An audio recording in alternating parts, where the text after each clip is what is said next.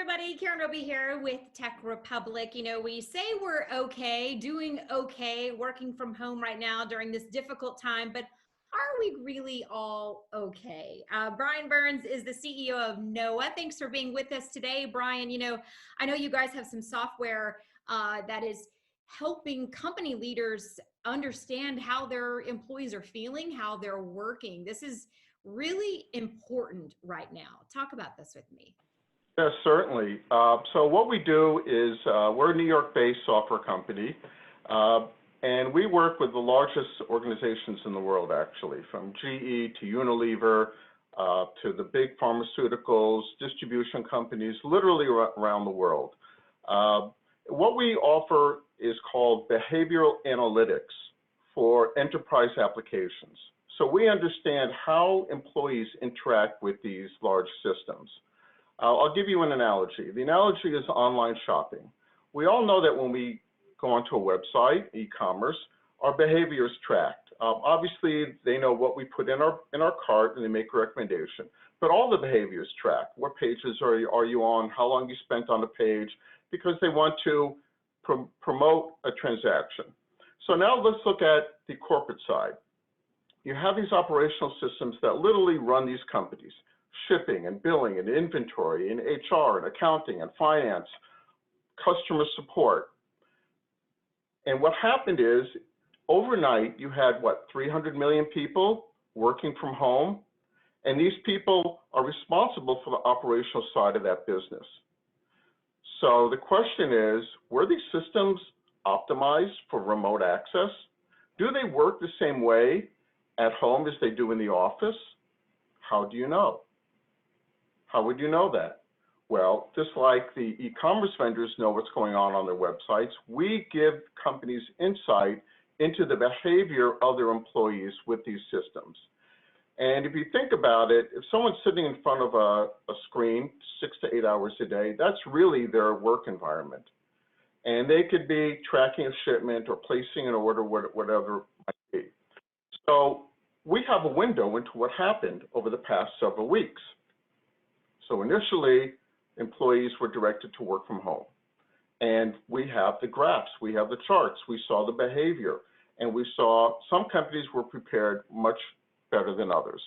And we saw there was connectivity, everyone was working more or less at the same rate that they were before.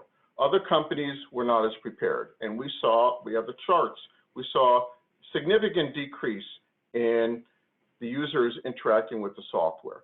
And we saw the IT organization scramble. They got everyone connected. Fantastic. Now they're connected. What's the next question? Are they able to function efficiently, effectively? How do they know? And if you think about companies with tens of thousands of employees, this is a big concern because the companies need to function. We have one customer with a pharmacy. They have thousands of pharmacies. So you think about overnight, they had to deal with ordering, they had to deal with inventory. The mix of products is different now. How do you deal with customer orders? So not only do they have to get their normal operational systems functioning, they had to adapt to the new reality. And how do you do that? And that's what we do.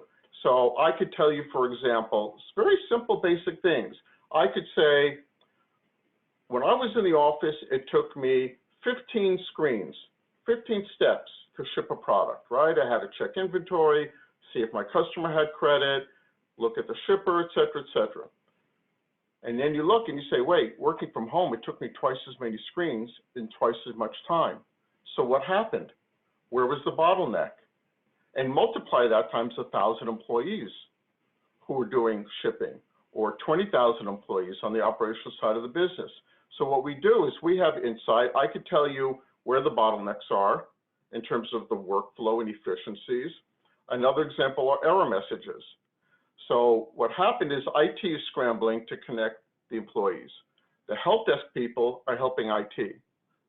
So who's manning the help desk? I have a problem. I want to call someone. You're not going to get it. You got 20, 30,000 employees. You're not going to get anyone on the phone. But the employees are having a challenge. I could tell you where the errors are, if they're user errors or system errors.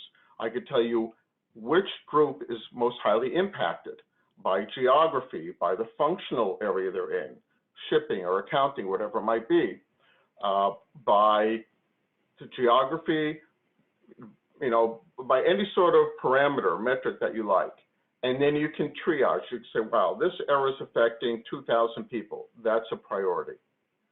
So that's what we do. We have tremendous insight into the behavior that's affecting these companies. And this is not a short-term challenge, right? Because you don't have the immediate feedback from your employees.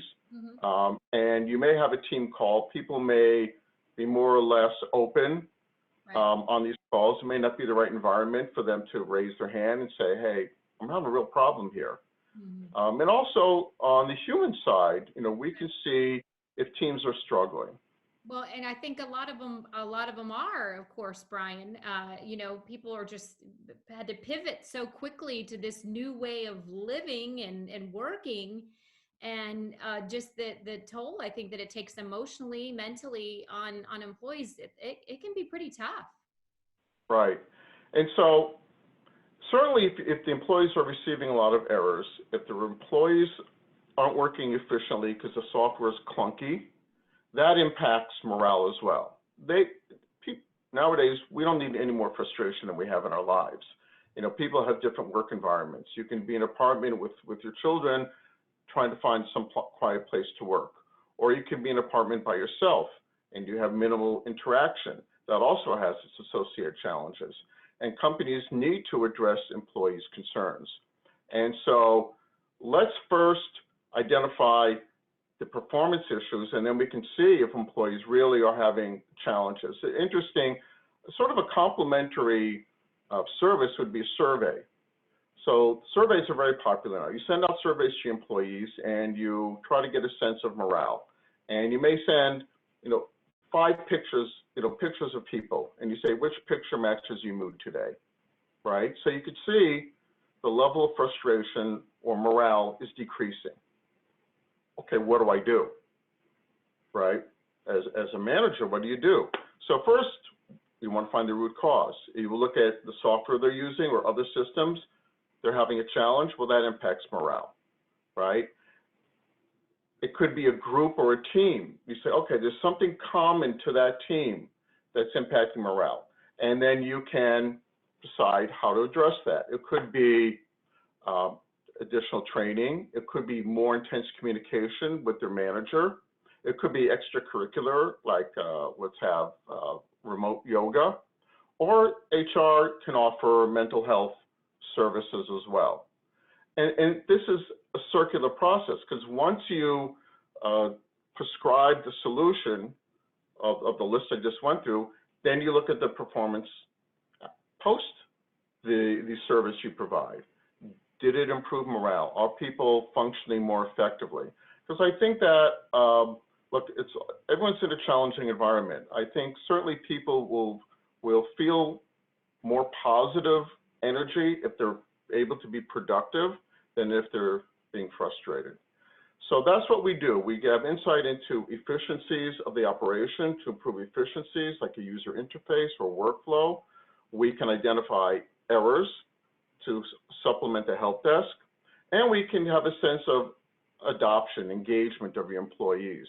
Are they engaged? If they're not, then let's see if we can address that through a variety of means. Yeah, very important time to be doing that. Certainly, Brian, as we're all adjusting, and it can be difficult from home, as we both know, with the challenges that we've never faced before. Well, we really appreciate you being with us here today. Again, Brian Burns with NOAA. We have much more on our website there on Tech Republic, and we hope you'll check it out. Thanks for watching, everybody.